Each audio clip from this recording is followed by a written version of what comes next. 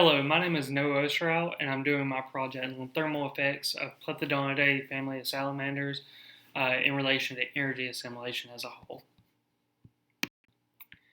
So to get started, first you have to know what energy assimilation is exactly. So energy assimilation is basically going to be characterized by the amount of energy that a species can bring in or a certain organism can bring in as compared to the amount of energy that a organism will lose through metabolic processes and excrete as waste through like feces and things like that. So to quantify this, they essentially came up with the formula of EA minus EF equals assimilated energy, in which EA will stand for the food or the any energy acquired through foraging or hunting or any technique to acquire energy.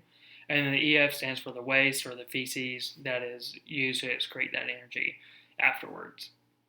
And now the reason why I chose energy assimilation and why I think it pertains to the global warming crisis is that an increase in global temperatures can cause an increase in the metabolic rates of salamanders, which can then cause a problem for energy assimilation as they are burning more than they're taking in.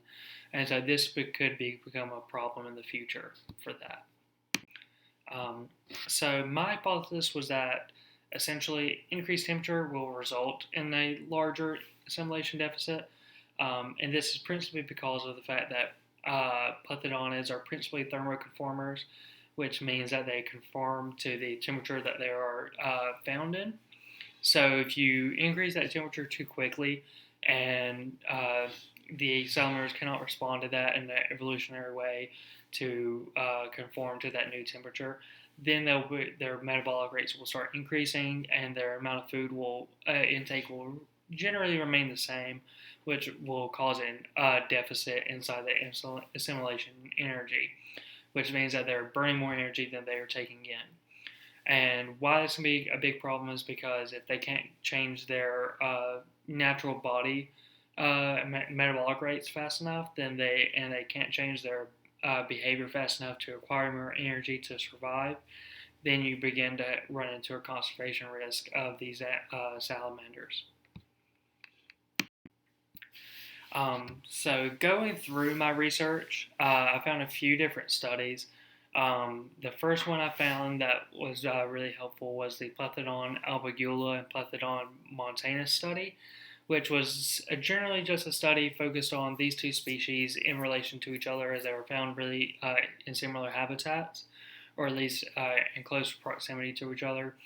And they would take organisms from a different habitat, one on the north and south side of a national park, one from two different elevations on the side of a mountain, and they would determine how they fared in different temperature ranging.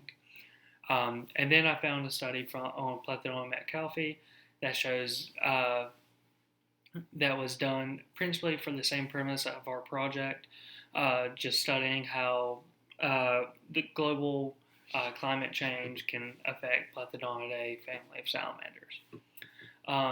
So in total, whenever I just collected all this data and put it all together, I put it onto this scatter plot you see here on the top. And what you can see through this is essentially you can really see how metcalfi fared with the temperature changing, increasing. You can tell that their assimilation energy just dropped exponentially after they hit what I would consider their TB or their optimal operating temperature. It dropped drastically and started heading down towards there could be a possible deficit in the future. But you can see that albigula and montanus both remained pretty steady in their increase, which it didn't go very far past their optimal temperature, which I would say would be 25 to 30 or 20 to 25 degrees Celsius. So those at first glance don't seem to be a big cause of concern because they seem to be doing pretty well through this. So maybe not a big problem. But then if you go to look to the bottom graph on this slide, you'll see that they did a study in which they increased the temperature even more. And they found that once you go past their optimal temperature and you start going pretty far past it, you start seeing this pretty drastic decline in the amount of, or this drastic incline in the amount of energy that they're burning, which can then lead them to that deficit we talked about before. So although they are maintaining in a pretty good area, and they're not extremely fragile when it comes to their increasing in temperature, they're still on a track to become a conservation risk as time goes on if we don't correct the crisis that we're in at this moment. And then the other part of my data that I found and the other part of my research was focused on just strictly the metabolic rate and how that increases. And how I found studies were doing it were essentially just on O2 consumption. So the O2 consumption was principally just based off of the metabolic rates as O2 is consumed and used through the breaking down of glucose and turning that into ATP as oxygen is used to catch at the end of the electron transport chain.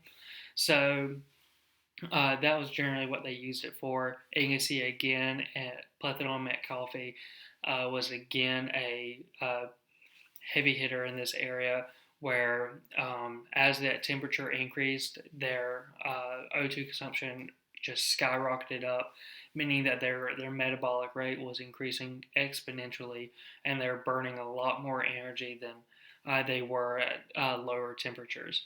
And there was again another species, Plethodon cinereus, that was not showing as much concern, but still showing a trend leading to a more conservation concerned area. As you can see, they're still not on par with met coffee, but it's again one of those species that if we don't change the way in which we are now, it'll become a conservation risk in the future, I believe. So all in all, my conclusion was that my hypothesis was correct. To me, the data did show that the higher temps would increase in energy assimilation rates, meaning that there's possibly a deficit in the future for most species of Plethodon salamander, if not some already. And this is principally due to the fact that if climate temps keep increasing, then the deficit will only increase for these species, causing the conservation risk in the future. And these are my references.